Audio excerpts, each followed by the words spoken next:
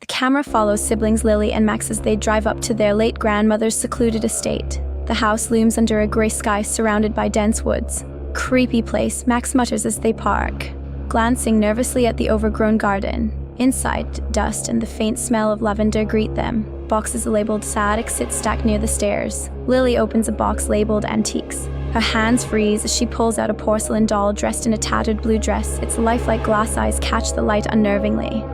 Why would anyone keep this thing? Max asks, but Lily decides to place it on the mantelpiece, brushing off her unease. That night, Lily tosses in bed, unable to sleep. She hears faint footsteps echoing down the hallway. Investigating, she finds the doll sitting in the kitchen chair, its head tilted toward her.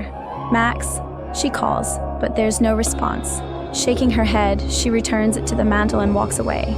The next morning, Max finds the doll lying face down in the middle of the hallway. "Did you move this?"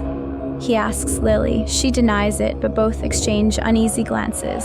The camera lingers on the doll as the siblings walk away, its head slowly turning to watch them. In the dead of night, Lily wakes to faint whispers. "Lily, come play." The voice is faint but unmistakable. She follows the sound to the living room, where the doll now sits upright, facing the front door. Her breath quickens as the whisper stops abruptly. Max starts researching the doll's origin. He finds an old photograph in the attic of their grandmother as a child holding the same doll. On the back, the words, "Annabelle, 1946, are scrawled. Max's expression darkens as he reads, "Found in the woods near the old well." Lily ventures into the attic to investigate further. Among the cobweb-covered boxes, she finds a journal belonging to their grandmother. Inside, an entry reads, "The doll moves on its own. I hear her voice. She wants to play, but she isn't alone." Lily wakes with 3 deep scratches on her arm. It's the cat. Max insists, though their cat stays outside. Later, they find the doll sitting in Lily's bedroom, its porcelain hand raised as if reaching for her. Desperate, the siblings bring the doll to a local medium. The medium recoils the moment she sees it. "This is a vessel," she whispers. "Bound to a restless soul, it feeds on fear and will not stop until it claims someone." The house erupts with activity. Doors slam shut, lights flicker, and whispers echo through the halls. Max sees the doll move for the first time. It crawls across the floor towards him, its tiny porcelain limbs creaking unnaturally.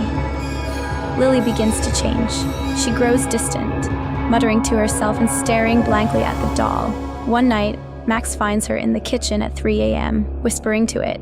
"She says you're in the way," she murmurs, her voice eerily calm. Max wakes to a choking sensation and sees the doll sitting on his chest, its tiny hands gripping his throat. He throws it across the room, but when the lights flicker back on, it's sitting on the bed, staring at him. Lily dreams of a little girl standing at the edge of the well in the woods holding the doll. The girl turns to her and says, "She made me do it," before falling into the dark abyss. Lily wakes gasping, with dirt under her fingernails. Max discovers an article about a missing girl from 1946 who owned the doll.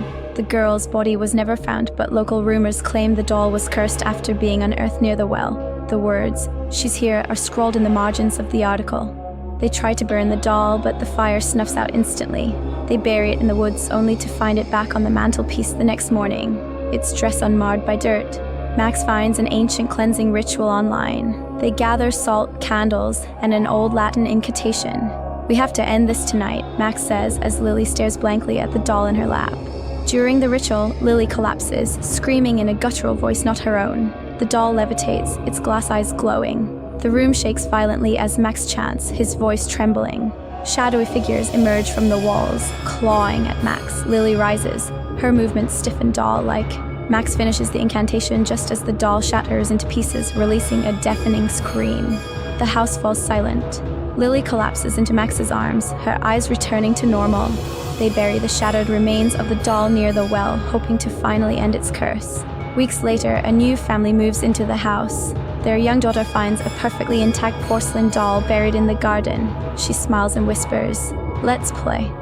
The screen fades to black as the doll's eyes glint.